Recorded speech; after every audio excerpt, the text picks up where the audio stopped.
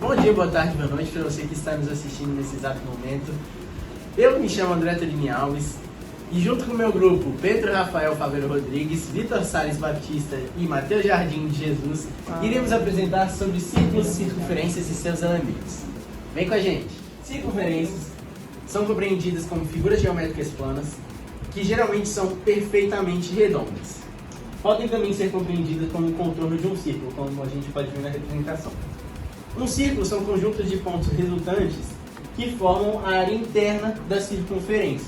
Então a gente pode ver na imagem aqui, representada aqui na legenda, a área ao redor, a borda, é a circunferência, a área interna em branco é o círculo. Vai! Agora, continuando a nossa explicação de círculo e circunferência, e seguindo o que o André estava falando, vamos falar sobre raio, borda e diâmetro. O raio é a distância entre um ponto de uma circunferência e seu centro, ou seja, a sua medida é a metade do diâmetro. Aqui é um ponto e o ponto no centro da circunferência. Esse é o raio.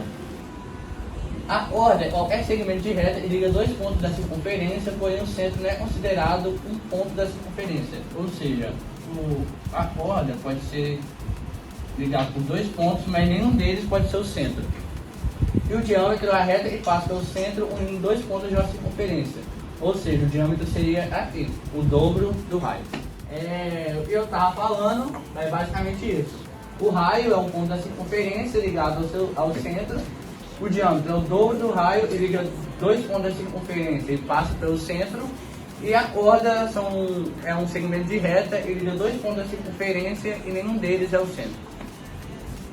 Continuando, agora com a parte setor circular, temos que setor circular é a região interna da circunferência que é limitada por dois raios e um arco de circunferência, que possuem determinada inclinação. E para calcularmos o setor circular, usamos a fórmula de que a área é igual a θ vezes π vezes raio ao quadrado dividido por 360 graus. Mas também, se você optar, pode usar também a regra de 3, que é muito mais simples do que esse cálculo complicado. Agora, continuando com a parte de segmento circular, temos que ele é uma região limitada por um arco de circunferência e uma corda. Aqui na imagem, S vai ser a área do segmento circular de uma base, S' vai ser a área do setor circular e S2' é a área do triângulo. E aqui mostra esse cálculo, que é a representação dessas imagens. Ou, se preferir, pode usar esse cálculo aqui, que é a área do segmento, aqui vai ser a área do setor, onde θ vezes π vezes raio ao quadrado dividido por 360 graus, menos aqui é a área do triângulo, onde raio ao quadrado vezes seno de θ dividido por 2. E é esse cálculo que usamos para calcular os segmentos. E agora essa definição é bem curta, que é só o que fala o que é um semicírculo, que é a metade de um círculo possuindo 180 graus. Então, se o círculo possui 360 graus, metade dele terá 180. O semicírculo pode ser considerado uma área de setor circular. Continuando nosso conteúdo sobre elementos do círculo e da circunferência, neste momento nós iremos falar sobre as posições relativas das retas e circunferência. Aqui, como primeiro elemento, nós temos a secante, que ela possui dois pontos em comum com a circunferência, portanto ela em qualquer ponto que seja. O próximo é a tangente, que ela possui apenas um ponto em comum em uma circunferência, como aqui.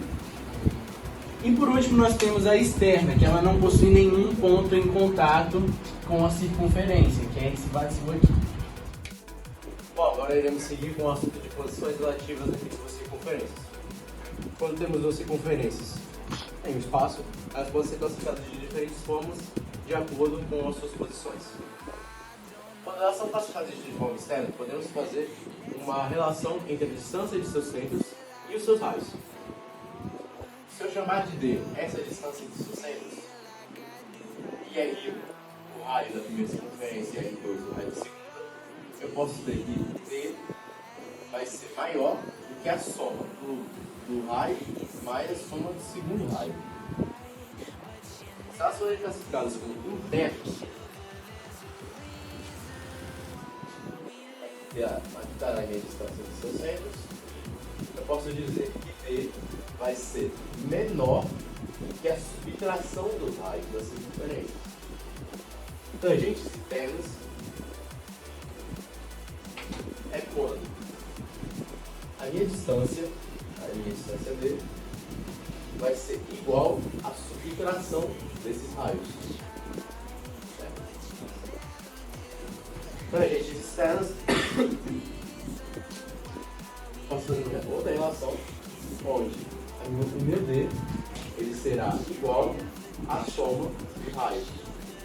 Quando elas forem secantes, a minha distância entre seus centros vai ser menor do que a soma dos raios, porém a minha distância será maior do que a subtração dos raios.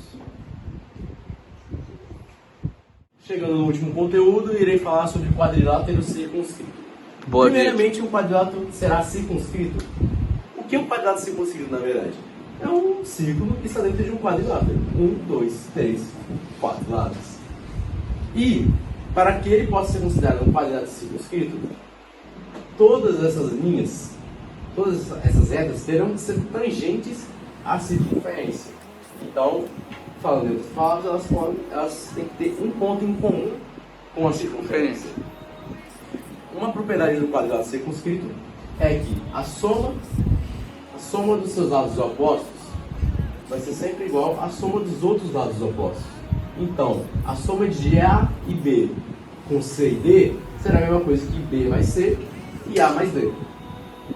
Pela atenção, e como vocês puderam ver ao longo do vídeo, o grupo é formado por mim, por André Turini, que foi responsável pelo trabalho do Canva, Matheus Jardim, Pedro Rafael, que foi responsável pela câmera, e o menino